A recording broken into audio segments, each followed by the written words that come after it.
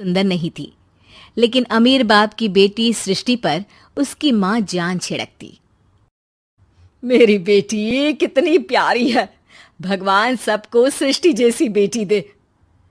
सृष्टि धीरे धीरे बड़ी होती है।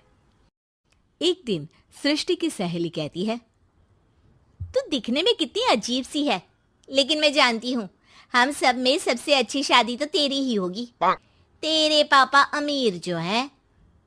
और बता नहीं सकते यार, दहेज तो हर कोई देता है, ये क्या ज्यादा ले जाएगी अपने पति के लिए? अरे बड़े शहर में कोठी है इसके पापा की। अरे पापा की है ना, कौन सी इसकी है? इसकी होती तब तो कोई भी लड़का इससे शादी कर लेता। अरे पापा की मतलब पापा की है तो मेरी ही है ना? किसने कहा? अब तेरी तो तब होगी ना जब तेरा भाई ना हो। वैसे भी शादी के बाद सारी प्रॉपर्टी भाई के नाम होती है। सृष्टि समझ जाती है कि उसे किसी भी हालत में माँ बाप की सारी प्रॉपर्टी को अपने नाम करना है, लेकिन कैसे? एक दिन सृष्टि का भाई शीनू कहता है, बहन क्या कर रही है? तुझसे एक बात करनी है। अरे हाँ करना, मैं तो तेरी बहन हूँ। बहन मेरी लाइफ में ना एक लड़की है, बहुत अच्छी है। मैं सोच रहा हूँ माँ और पापा से बात करूँ शादी के लिए। सृष्टि को समझ में आ जाता है कि भाई की शादी होते ही भाभी उसे एक दिन भी घर में बर्दाश्त नहीं करेगी। क्या बात है भाई, बताना कौन है वो? यार वो बहुत अच्छी लड़की है, पढ़ी लिखी है, मेरे साथ जॉब भी करती है। बस एक प्रॉब्लम है। प्रॉब्लम? क्या प्रॉब्लम है भाई? यार वो शादीशुदा है, लेकिन उसके पति ने उसे सिर्फ इसलिए छोड़ दिया क्योंकि उसके माँ बाप दहेज नहीं दे पाए। सृष्टि ये सुनकर न जाने क्यों खुश हो जाती है। अरे भाई तो क्या हुआ, लड़की तुझे तो पसंद है ना? शीनू को लगता है कि बहन उसे समझ रही है। वो इस बात से अनजान होता है कि उसकी बहन की मंशा पूरा घर हड़पने की है। सृष्टि अपनी माँ से कहती है, मम्मी मुझे तो बहुत चिंता है। पता है शीनू क्या कर रहा है? अरे क्या कर रहा है? वो तो काम पर जाता है और वापस घर आता है। नहीं ना माँ, वो यही तो नहीं कर रहा, बाकी सब कर रहा है। आपको पता है उससे प्यार है, और वो भी एक शादीशुदा लड़की से। ये क्या हो गया? मैं सोसाइटी में क्या मुंह दिखाऊंगी? अरे तेरे पापा तो यही कहेंगे कि मैंने ही उसे बिगाड़ दिया है। माँ देखो, मेरी बात मानो, पापा पर भी विश्वास करने की जरूरत नहीं है। अब आप ही बताओ, पापा इतनी देर घर के बाहर रहते हैं क्यों? बोलो। अरे बेटा वो तो नौकरी करते हैं ना। तू बहुत भोली है माँ। पापा का ऑफिस तो 7 बजे खत्म हो जाता है, लेकिन देखो कितनी देर से आते हैं।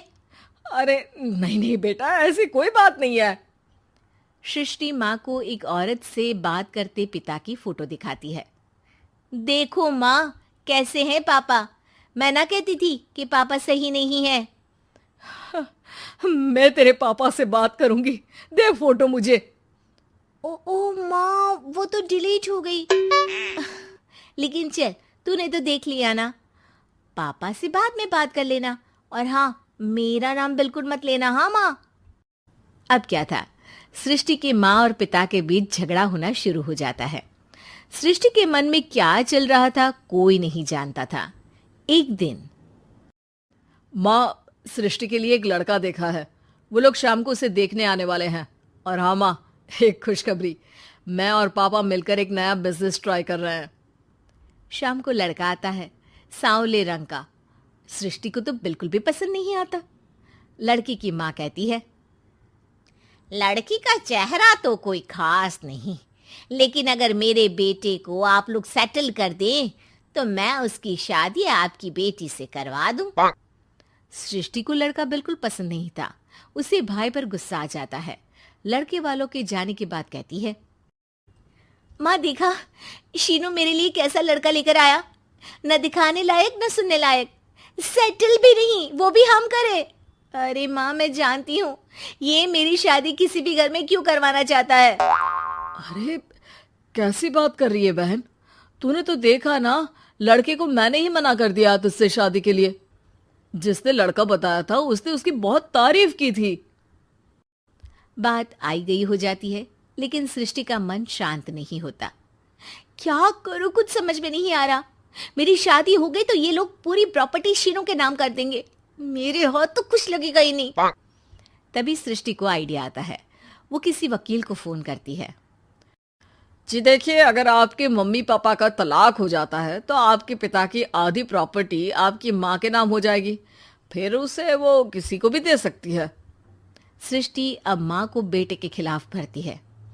माँ, शीनू पर नजर रखा करो, वो जिस लड़की के प्यार में है ना वो शादीशुदा है। यहाँ आएगी, सारा पैसा रुपया जमीन जायदाद सब हड़प लेगी। पापा का भी हाल तुमसे छुपा नहीं है। ऐसा ना हो कि मैं और आप एक दिन सड़क पर भीख मांगे। हे भगवान, मैं तो जीते जी मर जाऊंगी अगर ऐसा हो गया तो। ऐसा हो गया नहीं माँ, ऐसा ही होगा। अभी समय है, आगे का सोच लो। मैं तो कहती हूँ पापा से आधी प्रॉपर्टी लेकर अलग हो जाओ। पापा की आधी प्रॉपर्टी भी हम लोगों को अगर मिल जाती है ना तो अगले 7 जन्म सफल समझो। बेचारी माँ बेटी के कहने पर पति से तलाक लेकर अलग हो जाती है। सृष्टि अब पैसों से गाड़ी और अपने दूसरे महंगे शौक पूरे करने लगी। उसके दोस्त भी उसके पैसे इस्तेमाल करते। सृष्टि, कल तुम कहाँ थी? मैं सारा दिन घर पर अकेली थी। तो मैं क्या करूं? मैंने ठेका तो नहीं लिया है ना तुम्हें संभालने का। माँ को सृष्टि से ये उम्मीद नहीं थी। वो बैठकर रोने लगती है। वहीं उसका पति यानी कि सृष्टि के पिता आ जाते हैं। मैं जानता था कि तुम्हारा यही हाल होगा, तो आपने मुझे रोका क्यों नहीं? मैं रोकता तो तुम रुकती क्या? सृष्टि के कहने पर तुमने मुझ पर अपने बेटे पर शक किया, लेकिन तुम ये भूल गई कि कैसे हम दोनों ने मिलकर जीवन में इतना सब खड़ा किया। माँ पति के गले लग जाती है। मुझे माफ कर दीजिए, मैंने आपकी कमाई का एक बड़ा हिस्सा गवा दिया। कोई बात नहीं, तुम साथ हो तो मैं ऐसी 7 प्रॉपर्टी खड़ी कर दूंगा। तभी वहां सृष्टि आ जाती है रोते हुए। माँ, मयंक ने मुझे छोड़ दिया। वो बोल रहा था जब तक मेरे पास पैसे थे तब तक ही वो मेरे साथ था। पापा, माँ, मुझे माफ कर दीजिए।